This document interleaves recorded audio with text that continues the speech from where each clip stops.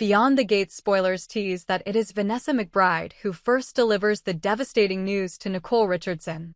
The call comes in the middle of the night, unexpected and chilling.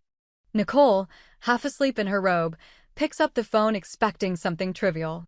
Instead, she hears Vanessa's voice, sharp with urgency.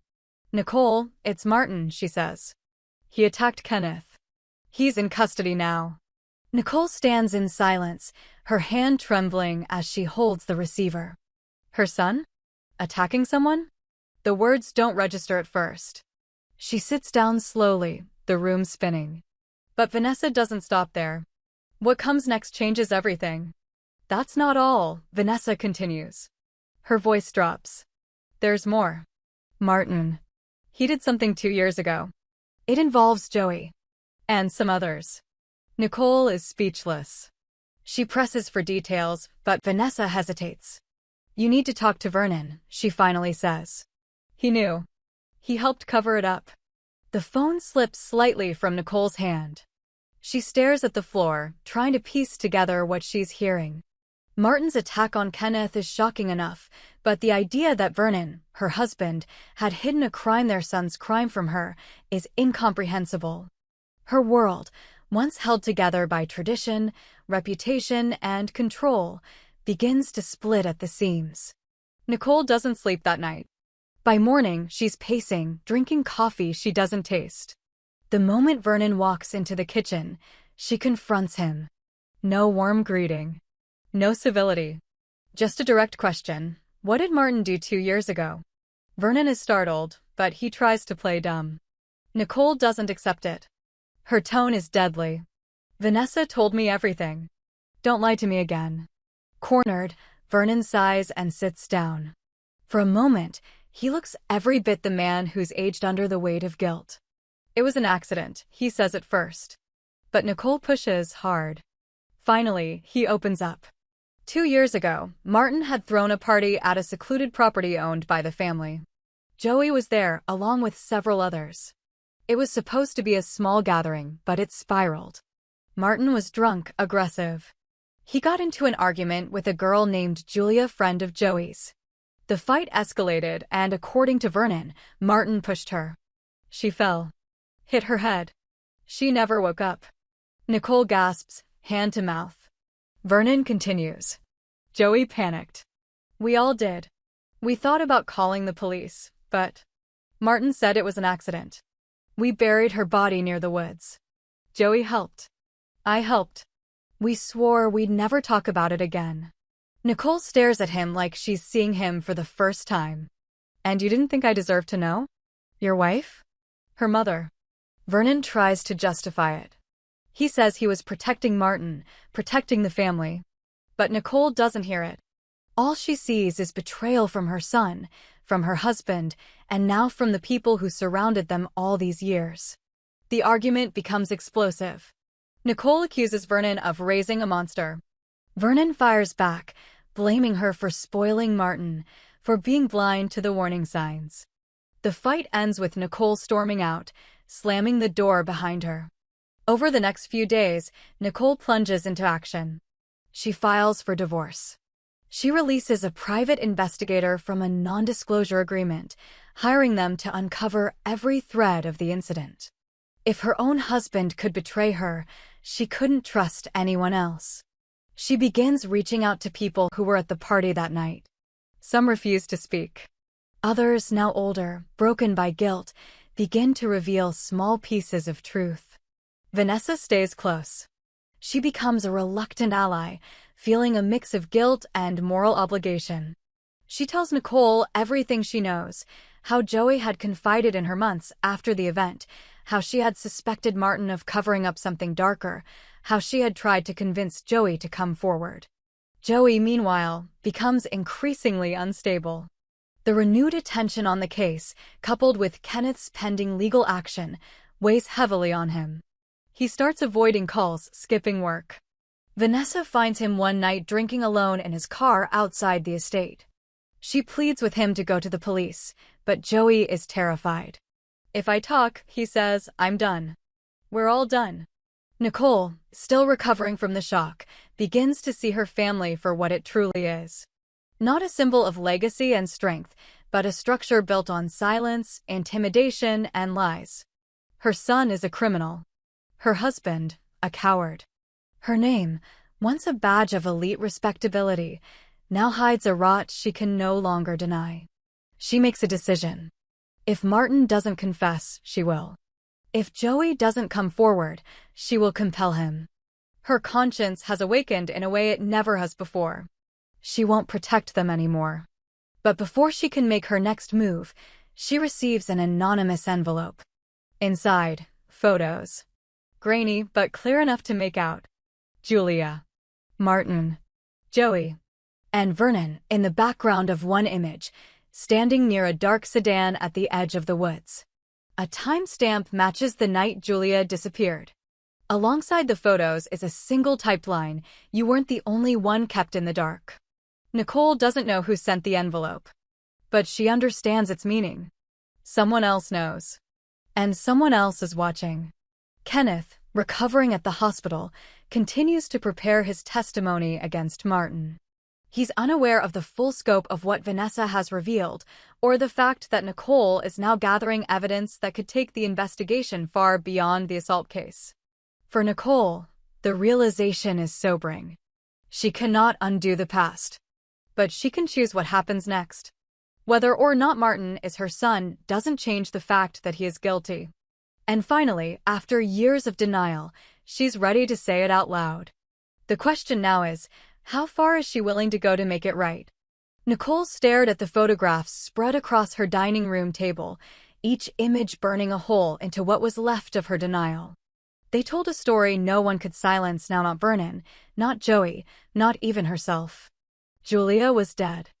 And her son, along with her husband and Joey, had buried her like she was disposable. The time for restraint had passed. It was time to act. She began with Joey. Vanessa arranged a meeting at a small hotel off the interstate, far from reporters or anyone who might recognize them. Joey was pale, his eyes bloodshot. He looked like someone who hadn't slept in weeks. "I didn't mean for it to happen like that," he said, not waiting for a question. "I told him to stop. I begged him." Nicole didn't flinch. "And when she died, you helped hide it. You let me go on thinking my son was still worthy of saving." Joey hung his head. "I was scared. Vernon made it clear what would happen if I talked." "You still have a choice," she said. "Talk now. Or go down with all of them." Vanessa sat silently at the corner of the table, watching the exchange. She was done pleading with Joey. Now, she wanted accountability. After an hour of tense conversation, Joey finally agreed to speak with the police. Nicole offered to protect him as best she could, to cover his legal fees, to help him start over after testifying. In truth, she didn't know if she could do any of that. But she needed him to talk. That same night, Nicole visited Kenneth. He was surprised to see her, unsure whether to yell or turn her away. But she didn't come to apologize or beg. She came to make a promise. "I'm done protecting monsters," she said. "I know what Martin did. I know what Vernon did. And I will testify, give up everything I know. I won't be part of the silence anymore." Kenneth studied her for a long time before responding. "Why no?" "Because I finally see who I've been. And I can't let that be who I remain." Joey's statement to the authorities cracked the case wide open. He laid out the night of Julia's death in full detail: the party, the fight, the way Martin shoved her, the sound of her skull hitting stone. He cried when he described how Vernon made the decision to move the body, to make it disappear, to erase Julia from existence like she had never mattered. Vanessa followed by handing over digital files she had saved for months, voice messages, texts, even a short video from Julia where she mentioned being scared of Martin. The case now had weight, substance, undeniable connections. The district attorney amended the charges. Martin would now face trial not only for assault and obstruction, but for second-degree murder. Vernon, too, was indicted as an accessory after the fact and for witness intimidation. Joey received a lighter sentence in exchange for full cooperation.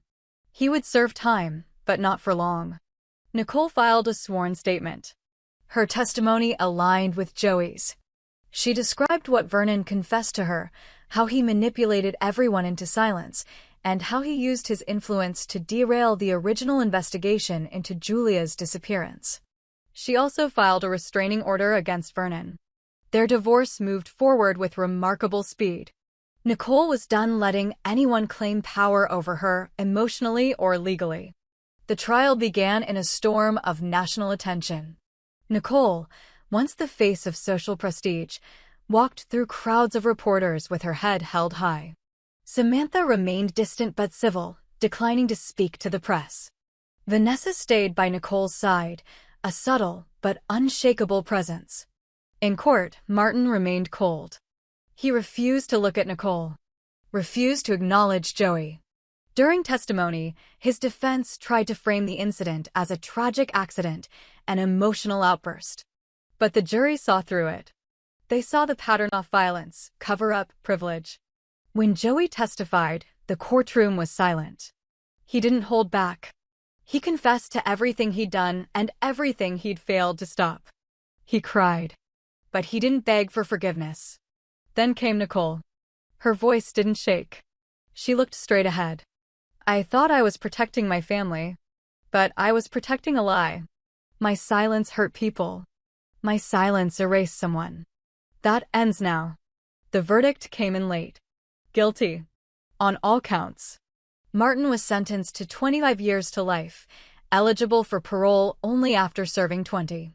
Vernon received 8 years for his role in the cover-up, stripped of all professional and civic titles. Kenneth watched from the gallery. He didn't smile.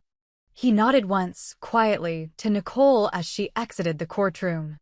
After the trial, Nicole visited Julia's family. They hadn't spoken in years. Nicole had sent flowers at the time of Julia's disappearance, but nothing more.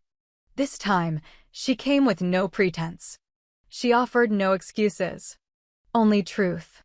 Your daughter mattered, she told them. I can't bring her back. But I can make sure no one forgets again. Julia's mother took a long time before responding. She said, quietly, you should have come sooner. Nicole nodded. I know. In the months that followed, Nicole established a foundation in Julia's name, offering legal aid and investigative support for families failed by the justice system. Vanessa joined the board. Joey, after serving time, quietly relocated and started working with youth rehabilitation programs. Samantha never reconciled with Martin. She kept her distance from Nicole, but spoke to her occasionally. Trust, once broken, wasn't easily rebuilt. But she respected her mother's decision to do the right thing. Nicole never forgave herself. But she didn't expect to. Accountability wasn't a balm. It was a reckoning. And it had come late, but it had come. Julia's grave, once hidden under silence, became a site of remembrance. Her story, long buried, now stood as testimony of what power can hide and of what courage can reveal. The years that followed were quieter, but not without consequence. The legal storm that had once surrounded the Richardson family left behind wreckage that could never fully be repaired. Nicole, now living in a smaller house on the edge of town, had stripped her life down to essentials. The days of hosting fundraisers and commanding attention at art galas were over. But in their place, something real had begun. The Julia Whitmore Foundation grew slowly but steadily. Nicole invested not just money, but time. She attended every board meeting. She read every testimonial from families seeking help. Vanessa remained her closest partner, a constant presence whose quiet determination had made much of this possible. They didn't speak often about the past anymore, but its shadow hung respectfully over everything they did. It didn't need to be spoken aloud, they were living the aftermath. Joey, having served 2 years in minimum security, moved to a different state. His name was rarely mentioned, but through Vanessa, Nicole kept tabs on him. He was working at a rehabilitation center for young offenders, focusing on restorative justice programs. Occasionally, he wrote anonymous essays for the Foundation's newsletter, using his story to explain how silence becomes complicity. Kenneth, though physically healed, bore the kind of trauma that doesn't fade. He declined most media requests and public interviews. The headlines had stopped, but the ripple effects of his decision to pursue justice still shaped his life. He became a private advocate, working behind the scenes to push legislation around victim protection and witness support. He and Nicole never became friends, but once a year, she sent him a card. It never said much, just a note of acknowledgement, a silent thank you. Martin remained incarcerated. His appeal was denied. He refused psychological treatment and spent most of his days in isolation. Samantha visited him once. It was not forgiveness that took her there, but closure. She looked at him through the glass, trying to recognize the brother she once defended. When he offered no apology, no emotion, she walked away for good. Vernon was released on parole after serving 5 years. He moved to a coastal town under a different name. Nicole never saw him again. Their divorce papers had long since collected dust in a locked drawer she never opened. The community slowly adjusted to the new legacy of the Richardson name. Where once it had stood for affluence and reputation, now it was associated with reform and painful honesty. The family estate had been sold off to fund legal costs and the foundation. No one wanted the property. The land sat untouched for nearly a year before it was donated to the county and transformed into a public park, Julia's Grove. At the dedication ceremony, Nicole stood before the newly planted trees, speaking to a small crowd. Her speech was brief. For too long, we let fear speak louder than truth. Today, this place is no longer a secret. It's a promise. She didn't linger for photographs. Instead, she walked alone along the gravel path, past the engraved plaque that bore Julia's name and the words, "You are seen. You are remembered." The transformation was never about redemption. Nicole knew that. What had happened could never be undone. But through the work she now dedicated her life to, there was a measure of balance. A sense that silence would no longer be protection. That legacy could be rewritten. And while the world moved on, while news cycles found new scandals, there were still people who remembered. People who once feared speaking up, now choosing courage instead. Vanessa often said the work was like planting trees she would never sit beneath. Nicole agreed. In the quiet hours before sleep, Nicole sometimes replayed the sound of Julia's name being said aloud in the courtroom, not as evidence, not as a footnote, but as a life. That was the ending that mattered. Not who fell, but who finally stood.